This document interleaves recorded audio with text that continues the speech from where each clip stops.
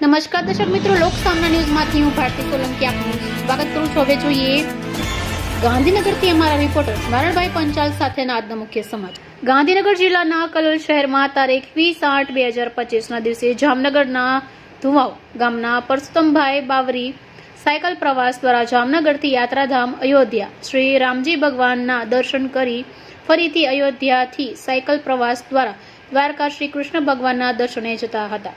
ત્યારે કલોલમાં પધારતા તેમનું સિદ્ધવાદ હોટેલ પાસે કલોલ તાલુકા બજરંગ દળના કાર્યકર સેવક અમિતભાઈ મિસ્ત્રી અને સમસ્ત સેવા સંઘ અમદાવાદના પ્રમુખ નારણભાઈ પંચાલ, ચરાડાવાળા પત્રકાર સહિત બાવરી સમાજના પ્રમુખ મલખાન મોહરસિંહ બવરી અને તેમના પરિવારમાં છાયાબેન, જીતુભાઈ અને જમાઈ અક્ષયભાઈ મુખર્જી જામનગરવાળાએ 2 માસ અગાઉ કલોલથી અયોધ્યા પદયાત્રા કરી હતી।